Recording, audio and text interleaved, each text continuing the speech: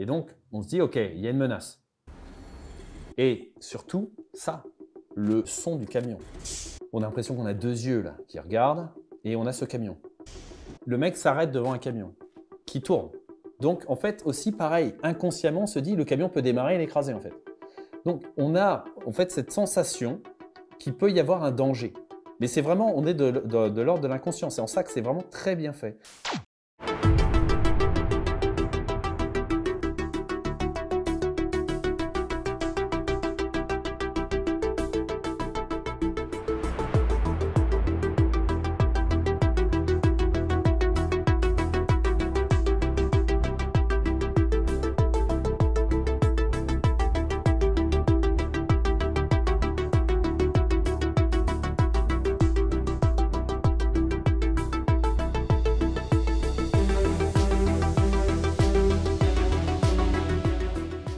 Amis réalisateurs et cinéphiles, bonjour, vous êtes sur Cut Point de Vue. Aujourd'hui, nous allons parler d'un nouveau David Fincher.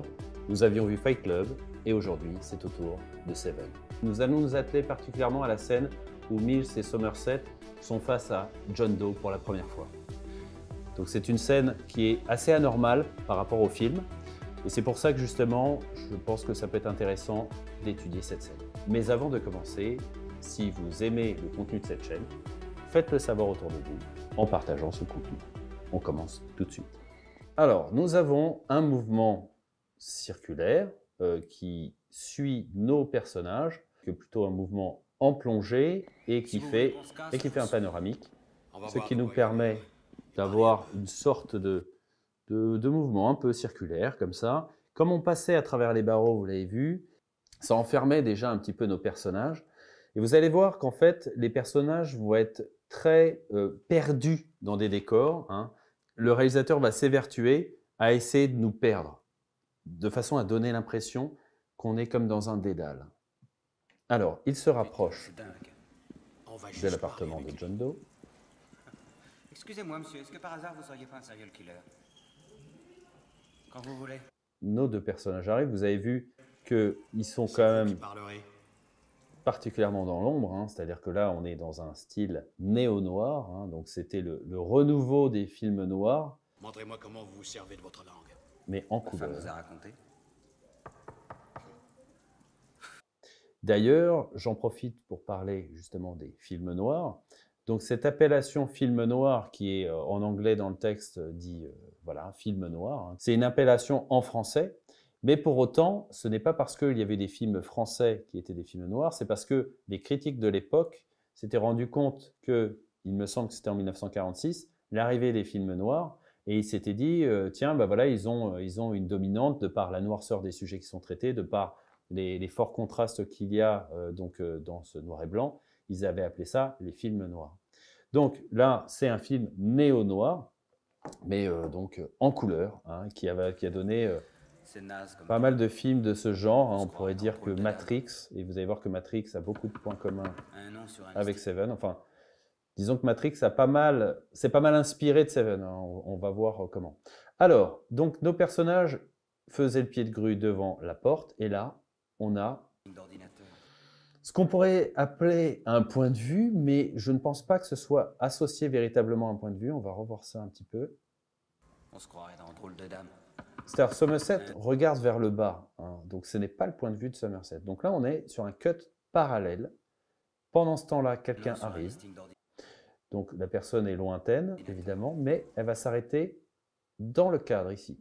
Donc on a un cadre dans le cadre dans le cadre quasiment. Parce que là, on pourrait se dire que ici, là, c'est un cadre, cadre, mais alors là, on a un cadre coloré ici, donc notre attention est mise là. Et puis en plus, qui plus est, avec cette ribambelle là de lumière, ce personnage, on y prête attention, même si on ne peut pas le voir. Et en plus, avec cette lumière-là qu'on a derrière, bon, déjà qu'il est dans une sorte de pénombre, là, clairement, il aurait été à contre-jour de toute manière.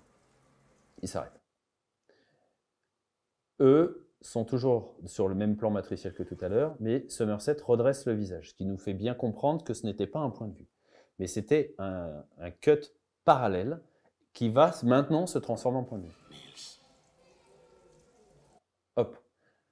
Point de vue qui est mis en valeur par le personnage de Mills. C'est-à-dire c'est quand Mills se retourne, boum, qu'on cut. Donc on pourrait se dire que c'est le point de vue de Mills, mais en réalité c'est le point de vue des deux.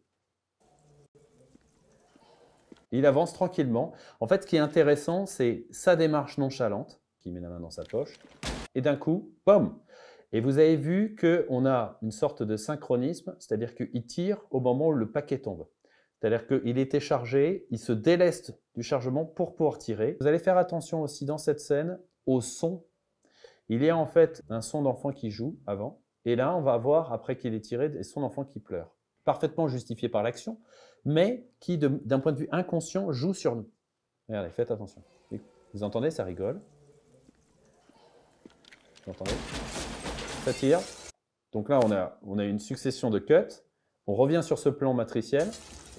Écoutez, là, ça va être à partir de là. Donc là, on revient sur lui. Donc oui, évidemment, dans la scène d'avant, ils avaient dit que bon, rarement ils sortaient leur flingue. Donc là, il sort son revolver. Vous entendez le cri? Voilà. Le cri d'enfant terrorisé. Donc là, évidemment, ça renvoie à eux. Inconsciemment, on se dit, OK, ils sont inquiets. Avant, ils s'amusaient, ils parlaient de drôles de dames, c'était marrant, ça plaisantait. Et là, boum, on rigole plus.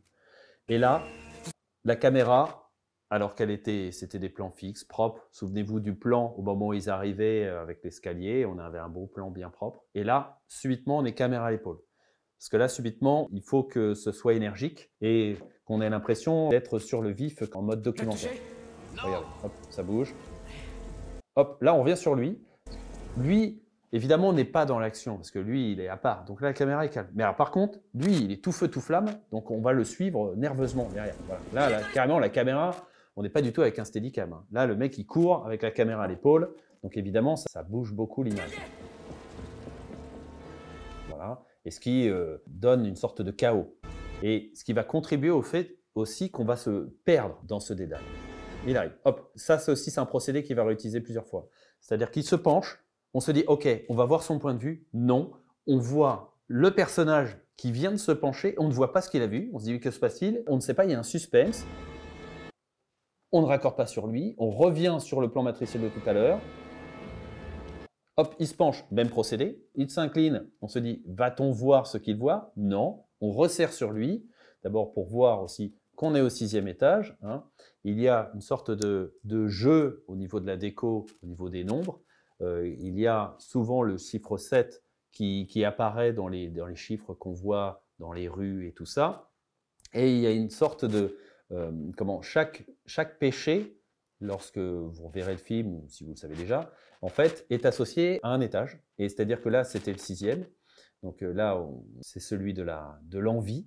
John Doe, d'ailleurs, qui est un nom random hein, pour une personne dont on ne connaît pas le nom, on va l'appeler John Doe. Hein. Donc c'est vraiment une volonté d'anonymiser complètement un personnage. Donc là, on revient sur la traque.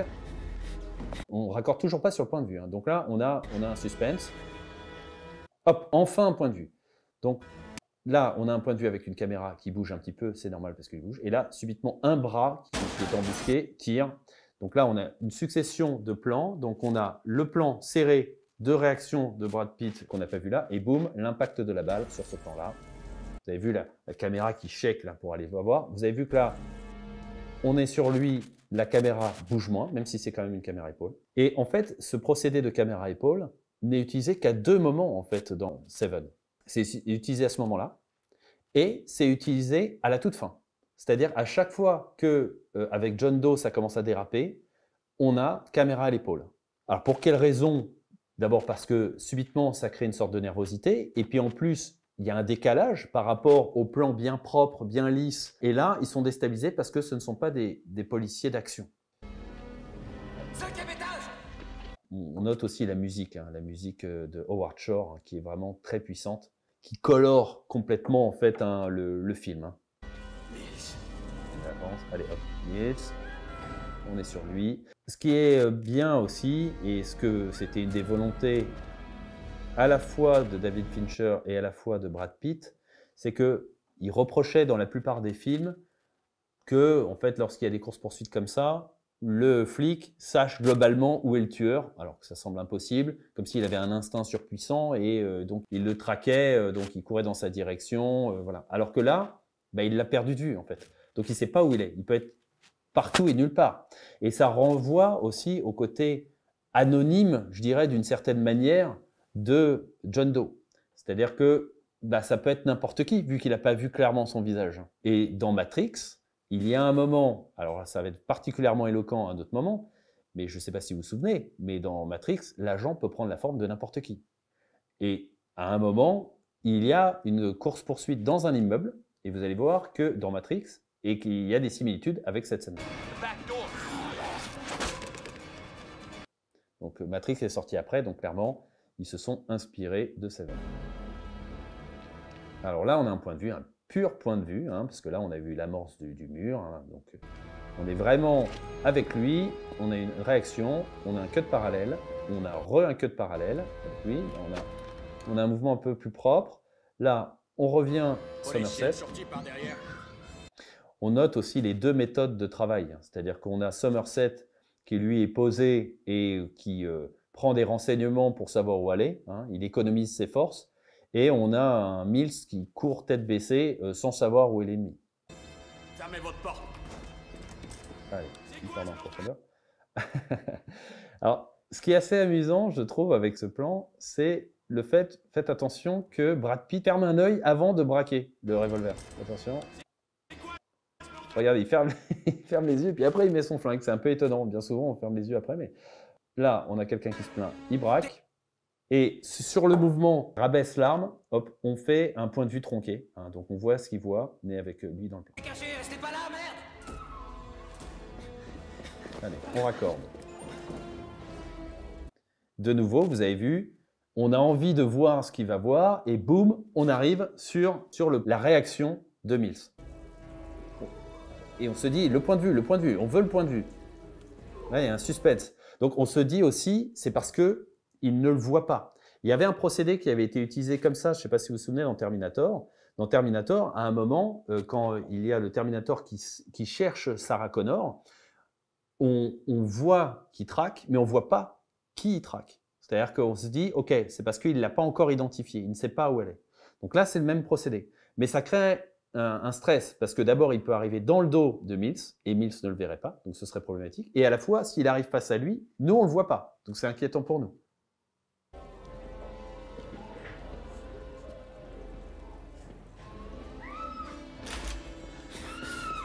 Allez, on avance. Et alors là, vous allez voir ici que Matrix c'est bien inspiré. Alors là, on rentre dans, j'allais dire, l'intimité d'un appartement, en fait, d'une famille. Le fait qu'on ait un homme armé qui arrive dans une zone où la vie suit son cours et que les gens sont un peu déstabilisés, il y a exactement le même passage dans Matrix. Vers la fin, quand il essaie de semer les agents, il passe dans un appartement où les gens sont en train de faire la cuisine et tout ça. Et d'ailleurs, si vous vous souvenez bien, à un moment, il va tourner la tête, donc c'est une vieille dame, enfin je ne sais plus exactement, et puis quand il va revenir, c'est un agent qui lui envoie un couteau. C'est la même idée de mise en scène.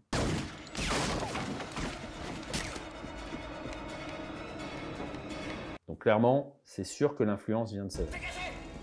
Allez, il avance. Là, on est pareil, caméra à l'épaule, on est en trackback. Là, c'est un pur point de vue. Donc, bien sûr, les gamins ont peur. Allez, il se décale. Donc là, on attend le point de vue. Même procédé. On n'a pas de point de vue. On raccorde sur lui-même. Là, on entend une sirène. Inconsciemment, pareil, ça joue sur nous. Donc, c'est une fausse sirène, c'est tiré une vidéo. Boum. Là, la réaction de Brad Pitt, très bien joué. Et les enfants, donc là, gros décalage. On se dit, le mec est armé, prêt à tirer. Et puis là, d'un coup, l'enfance, quoi, on les voit, on a des peluches, ils sont détendus. Donc bien sûr, ça crée un décalage. On se dit, oh mon Dieu, putain, il allait tirer sur des gosses. Et hop, la réaction du bras. Et ça, il me semble qu'il y a aussi, pareil, quelque chose d'à peu près similaire dans Matrix. Donc après, il faudra regarder en détail. J'essaierai de vous mettre le passage dont je parle. Là, on a, à la fois, il indique la pièce. Et ce qui est intéressant dans la pièce, c'est bien sûr le rideau qui volette. Parce que là, on pense vent, on pense liberté. On se dit, OK, il y a une ouverture, il est passé par là. Donc spontanément, on y va. Donc là, on est sur du pur point de vue. On avance, on est quasiment sur un FPS. On avance, on voit ce que voit notre personnage. Le rideau qu'on avait localisé nous permet de savoir où est-ce qu'on est dans la pièce sur ce raccord, parce que là, on avait perdu de vue notre personnage principal. Il arrive, et alors regardez la réaction de jeu aussi de Brad Pitt, hein, avec le rideau. Hop. Cette réaction qui est, on va dire, c'est du pur acteur studio, c'est-à-dire que peu importe ce qui se passe dans le plan, il faut jouer avec. Là, le rideau, il fait chier. Bah écoute, vas-y, je l'esquive. Il aurait pu le bouger ou en avoir rien à faire et avancer. Non, non. Il essaie de l'esquiver. Ça donne en fait du réalisme. Et puis, c'est comme si le rideau était une sorte de menace parce que pendant un temps, il aurait perdu de vue sa cible. Donc là, pareil, on a envie de voir, on a envie d'avoir un point de vue. Et de nouveau, vous avez vu, on a raccordé sur lui-même. C'est-à-dire, il crée toujours en fait une sorte de moment tampon avant d'avoir en fait le point de vue. Et là, on a ce point de vue qui est extrêmement fugace. C'est-à-dire que là, on voit le type. Alors d'abord, il n'est pas au centre de l'image. Donc nous, spontanément, on regarde au centre. On se dit, ah merde, il est pas là. Où est-il? Boum, on a un point qui est chaud par rapport donc à l'image. Donc ce qui nous fait regarder, mais trop tard. Et on est dans la même situation que Brad Pitt. C'est-à-dire, on se dit, ouais, que se passe-t-il? Là, il vient de tirer. Alors, il y a un truc aussi qui est étonnant. Je ne sais pas si vous avez fait attention. C'est que il y a, là, regardez ici, là, on a des pigeons. Alors, les pigeons, franchement, bon, sauf peut-être les pigeons parisiens, mais alors, normalement, le moindre bruit, le moindre mouvement, ça décolle. Et là, rien du tout. C'est-à-dire qu'ils bougent à peine. Ils ne s'envolent pas. Alors, bon, est-ce que c'était voulu qu'ils ne bougent pas? Ça, c'est bizarre. Il y a un truc comme ça, d'ailleurs, dans Un homme d'exception, où il y a en fait un moment des apparitions imaginaires du personnage principal qui en fait marche à côté d'oiseaux qui ne bougent pas, et donc ce qui trahit le fait que ce sont des visions qu'il a. Ma sœur aînée s'est tuée dans un accident de voiture. Ne t'éloigne pas trop, Marcy. Son cow-boy de mari était trop sourd pour savoir qu'il était... Bon, lui est un personnage réel. Moi, je pense qu'il y avait une volonté de les faire bouger. Alors, est-ce qu'en fait, il n'y a pas vraiment de coup de feu là, en fait, et que c'est un truc numérique? Je ne sais pas. Bon, bref, en tout cas, succession de plans, il se baisse. Hop. D'ailleurs, ce qui est surprenant, je ne sais pas si vous avez vu, c'est que les bouts de verre arrivent après. C'est-à-dire qu'il se baisse, et c'est quand on est sur lui qu'il y a des bouts de verre qui lui tombent dessus, alors que les bouts de verre auraient dû jaillir tout de suite. On revient sur lui vide son chargeur. Là, ça ne bouge toujours pas. On revient sur lui. Allez. Là, mouvement qui est assez stylisé parce qu'on est en contre-plongée, on a la veste qui volette. Vous verrez que dans Matrix, je vous mettrai un passage où il y a à la fois un effet de veste comme ça et un effet d'échelle qu'on verra après par la suite. Vraiment, on sent que les Wachowski, ils ont saigné Seven. Là, on a un point de vue intéressant comme point de vue parce que là, ça c'est un cut parallèle, hein, c'est absolument pas un point de vue. Lui, il se redresse. Donc là, on veut un point de vue. Et là, regardez, hop, la barre qui, en fait, physiquement, le bloque. C'est-à-dire, on n'arrive pas à voir exactement notre tueur. Donc, on se dit, OK, il est hors de portée. On revient sur lui. Track back. Là, en fait, c'est un point qui donne... Ça, c'est un plan qui donne une sorte de... On parle souvent du lore et tout. Donc là, c'est vraiment un plan qui donne une ambiance globale. En fait, il apporte pas grand-chose en fait par rapport à l'action en elle-même, mais ça donne une sorte de dimension. Allez, là, la pluie, évidemment. Le mec passe d'un endroit à un autre. L'alarme qui stresse, évidemment, qui donne une sorte d'urgence. Tout ça, on est dans l'inconscient, hein, tout ça. Hein. Là, on a les barreaux. Là, ça fait vraiment une sorte de dédale. On ne sait pas exactement où il est. Est-ce qu'ils sont dans le même bâtiment? Est-ce que, en fait, lui au-dessus, en dessous? Est-ce que Somerset a pu réussir à gagner de l'avance sur Mills? On ne sait pas du tout. On n'arrive pas à les spatialiser l'un par rapport à l'autre. On imagine que Mills est dans un autre bâtiment. Voilà. Donc là, l'urgence, toujours l'alarme. Allez, il sort du bâtiment. Alors là, ce plan-là, donc en contre-plongée. Donc enfin, on a nos pigeons là qui volent. Donc, il faut vraiment quasiment leur sauter dessus pour qu'ils se déplacent. Et alors, ce passage aussi, c'est pareil, hein, dans Matrix, il y a ça. Hein, quand Trinity, elle court sur le toit, c'est vraiment, en termes d'inspiration, en termes de type de cadrage, de ce qui se passe, c'est une course-poursuite. On est vraiment dans la même situation. Et alors, ce plan-là, c'est pareil. Trinity, il y a le même genre de plan aussi. Hop, où le plan se décale. C'est pareil, je vous mettrai tout ça en vidéo à côté. Donc, il saute. Cut. Vous avez noté qu'on ne raccordait pas immédiatement. Il laisse un temps où en fait il flotte hors champ de façon à pouvoir tomber, hein, de façon à ce qu'on sente la chute en fait du personnage, parce que certainement le comédien enfin, ou le cascadeur était juste là, hein, à la limite du cadre pour sauter. Alors que là, ça donne l'impression que la chute est plus importante. Alors, il se vautre, on a un raccord dans l'axe, hop, on a un point de vue, et trop tard, évidemment, le type tombe. Donc évidemment aussi, hein, là, on avait vu il y a 2 semaines Robocop, où en fait, on gardait un mystère sur notre personnage principal. On avait envie de savoir à quoi il ressemblait enfin. Et là, évidemment, ce qui nous pousse aussi dans cette course-poursuite, c'est de savoir à quoi ressemble le tueur. On a envie d'arriver à repérer en fait un détail signifiant en se disant « Ah, il est comme ça, il a les yeux bleus, il est roux, il a une tache de rousseur ». On ne sait pas, mais un élément de façon à ce qu'on puisse avancer dans cette enquête, nous aussi. Et évidemment, c'est très très bien fait, on ne voit rien du tout. Allez, donc là, track back. On avance. D'ailleurs, on a eu un raccord là qui, à mon avis, très certainement, qui trahit le fait qu'ils n'ont pas pu filmer en plan long. On va revoir ça parce qu'à mon avis, normalement, là, il aurait dû continuer ça aurait dû être la continuité. Et en fait, il y a un raccord sur un mouvement qui est quasi équivalent. Alors, il est plus proche sur la fin de l'autre plan, mais bon, je pense qu'il y avait une volonté de garder la continuité. Là, on a un vrai pur point de vue. Ok, lui cherche, très bien. Et on a un cut parallèle, lui, qui court. On ne sait pas où il est. Franchement, on ne sait pas du tout où il est. Est-ce qu'il est dans un sous-sol, dans un parking, dans un hall, à quel étage? On ne sait pas du tout. Donc, il nous largue complètement. Là, on a un plan aussi qui est donc un plan étonnant parce qu'on n'a jamais été aussi proche du tueur. Donc, on est dans son dos. Hein, donc, bien sûr, on ne peut pas savoir. Il est complètement noir. Là, on sent l'effet de sang blanchiment, hein, le procédé qu'avait utilisé le chef-op Darius Khondji. On ne voit rien du tout.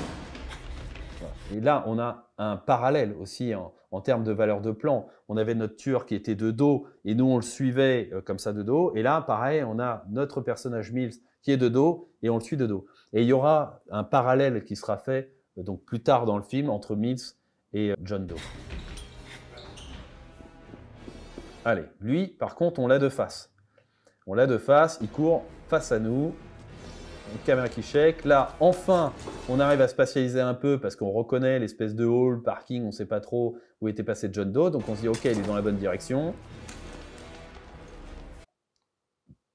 Il arrive, là on a un point de vue. Les personnages descendent beaucoup d'étages dans ce film.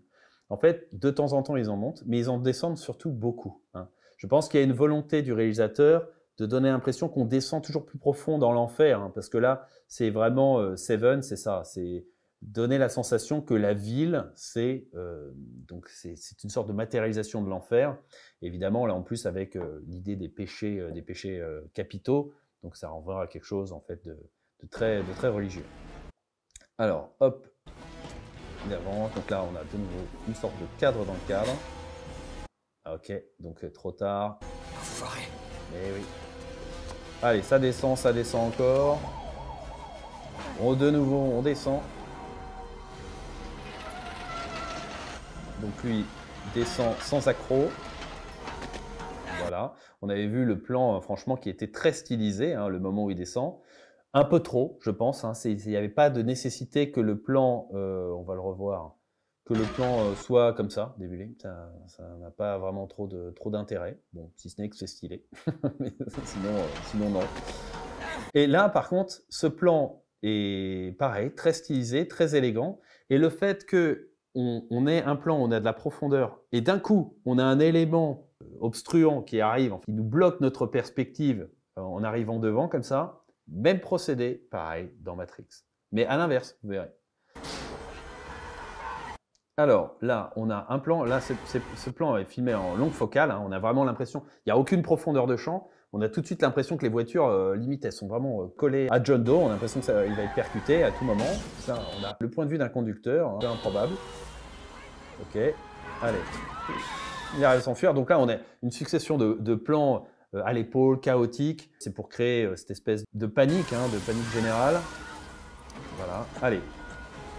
On a eu un cut parallèle avec l'autre qui descendait à sa manière. Boum, et là, la chute. Pareil, dans Matrix, il y aura un passage où Neo va sauter dans une espèce de décharge de poubelle, une sorte de benne à ordures. Alors, ce passage est amusant. Bon, là, on est du point de vue des conducteurs qui voient donc, Mills bondir de bagnole en bagnole. Ça, c'était une idée de Brad Pitt. Il s'était dit que ça ferait plus héroïque de bondir comme ça de bagnole en bagnole. Et en fait, il a glissé hein, et il s'est fait mal, hein, il s'est pété le bras. À tel point que, durant tout le film, il porte une attelle, qui aurait été justifiée, entre guillemets, par l'altercation qu'il a eue avec John Doe, mais en réalité, qui arrangeait bien, parce que sinon, ils auraient dû attendre que son bras guérisse. Allez, donc certainement, voilà, un peu plus loin, là, il se sera pané la gueule. Donc là, cut parallèle, sur les deux se recherchent. Et là, on va atteindre ce qui est le point d'orgue de cette scène. Donc là, on a sorti de l'immeuble. On est dans un autre contexte, on est en extérieur. On se dit, ok, si l'autre est dans un cul-de-sac, peut-être notre héros va pouvoir l'arrêter. Restez pas là, tirez-vous! Allez, on a un point de vue, toujours caméra à l'épaule.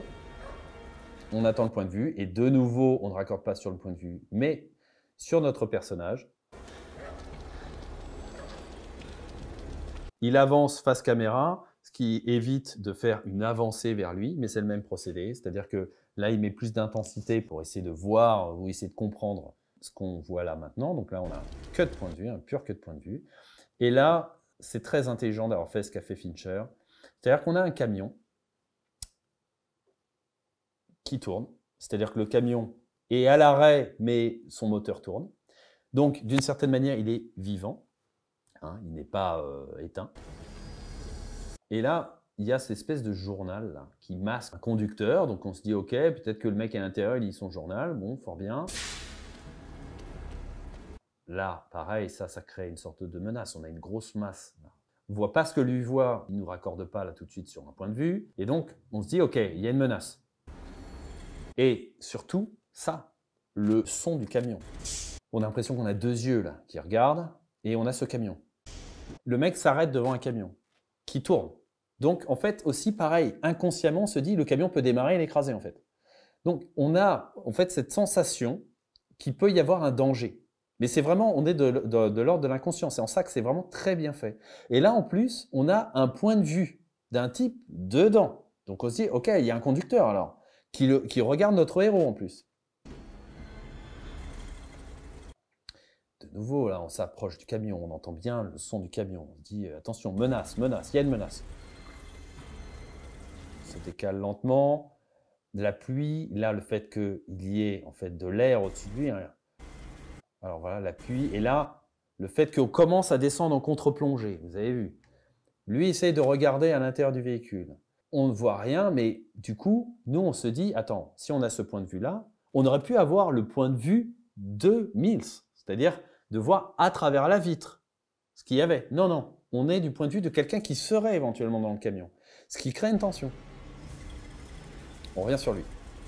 De nouveau, là, comme on est en contre-plongée, on a cette masse-là de la ville qui est au-dessus, là, qui nous domine, avec cette pluie en plus, qui écrase. Là, pareil, il est écrasé, là. Vous avez vu, il est entre deux masses. On le voit à peine. Voilà, vous avez vu la réduction d'espace? C'est-à-dire, on a de plus en plus, on voit notre personnage dans des espaces confinés. Donc, ce qui crée une menace, ce qui crée une tension. Et là, le fait qu'on voit les pas, on se décale en même temps que lui, on se dit, ok, il y a quelqu'un qui se déplace en même temps que lui. Donc, il y a une menace. Grosse contre-plongée. Hein, on est quasiment sur de l'extrême contre-plongée. Hein. Ce qui, pareil, donne une masse aussi ici. Hein. On se dit, là, la tension est forte. Et en fait, il y a un double emploi hein, par rapport à cette contre-plongée, on va le voir. Hein, à l'instar d'un Brian De Palma. C'est que ça permet de voir le bras de John Doe qui était au-dessus et qui était bien, bel et bien associé au camion parce qu'il n'était pas loin du camion. Boum! Là, on a un son, on se dit, ok, le mec, il s'est pris un gros coup dans la gueule. Donc là, c'est la loose. Et de nouveau, on le rabaisse. Alors déjà, il est rabaissé, donc il tombe littéralement au sol. Mais en plus, il est encadré. Hein, c'est-à-dire qu'il est cadre dans le cadre. Là, plan stylisé aussi du flingue dans l'eau, hein, donc avec de très beaux reflets. Et ce qui va justifier d'une certaine manière, parce que bon, il pleut, on l'aurait eu quand même, mais ce qui va suivre après. Donc là, on a les pieds, on a de la dramatisation sur l'arrivée, bien sûr, du tueur. Hein. On a compris que notre héros était affaibli, on comprend que l'autre descend dans sa direction, donc c'est la loose, on voit bien que le héros est mal en point, donc c'est pas bon pour lui. Il rampe comme une daube, hein, donc de nouveau ce cadre dans le cadre. Et là, sublime. L'apparition trouble de notre tueur. Donc là, c'est vraiment l'image qui représente parfaitement en fait ce tueur. C'est-à-dire que c'est personne, et ça peut être tout le monde à la fois, et à la fois ces ondulations créent une aura de mystère, et en plus, il s'étend.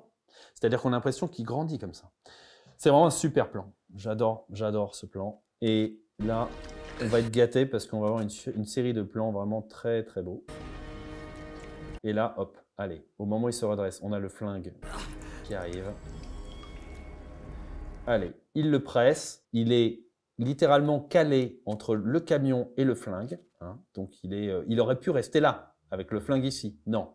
On va le caler, il est écrasé, il est compressé entre deux éléments. Et là, ce plan. Voilà. Là aussi, pareil, ça symbolise bien. C'est-à-dire, on ne le voit pas. Il est là, il est vraiment proche. Il est très proche. Finalement, là, il n'y a que dalle, il n'y a même pas 1 mètre. Et pour autant, complètement invisibilisé. Là, on est sur un plan macro à fond, hein, et on a une profondeur de champ extrêmement faible. Hein. Vous avez vu, on a ça de net. Tout le reste est flou. Hein. Plan très très stylisé et qui plus est débulé. Justifié aussi parce qu'on se dit, vu la position qu'a notre personnage principal, il ne peut qu'être dans un plan débulé s'il regarde du coin de l'œil. Voilà, là, on est très resserré, donc là, évidemment, extrême gros plan. Vous avez vu aussi que le son des gouttes hein, permet de donner une sorte... C'est des sons de gouttes froides. Je ne sais pas si vous sentez la différence en fait. On n'est pas sur de l'eau, c'est pas d'une pluie tropicale. Là, on sent que c'est froid. Ça crée en fait quelque chose de glaçant un petit peu. Vous entendez? Et hop, boum. Somerset arrive. Donc là, pour nous, on respire un petit peu, on se dit c'est bon, il va être sauvé. Mills, là, l'amorce. Toujours compressé. Non. Voilà, compressé entre deux aimants. Bon, donc évidemment, il n'a pas envie de mourir. On se rapproche. Là, on se rapproche vers la gâchette. On espérerait qu'on puisse approcher vers la tête du tueur, mais bon, le réalisateur s'arrête sur la gâchette. Va-t-il tirer? Là, on a un raccord qui est bon, qu'on accepte parce qu'on avait déjà vu ce plan qui est extrêmement stylisé. Mais en réalité, on raccorde presque en fait d'une valeur de flingue sur une autre valeur de flingue. Bon, mais ça fonctionne parce que ce plan est iconique, je dirais. Et allez, on élargit. Donc là, on comprend que bah, soit le mec va aller par un bras, soit il se barre. Enfin bon, voilà, il va se passer quelque chose. Voilà, il se barre et puis rapidement. Et hop, au sol. Bon, eh ben on va s'arrêter là. J'espère que ça vous aura intéressé. Si c'est le cas, mettez-moi un like. Si vous souhaitez que j'analyse d'autres films, dites-le moi dans les commentaires. Dans 2 semaines, j'analyserai le lauréat de Mike Nichols. D'ici là, à bientôt. Ciao.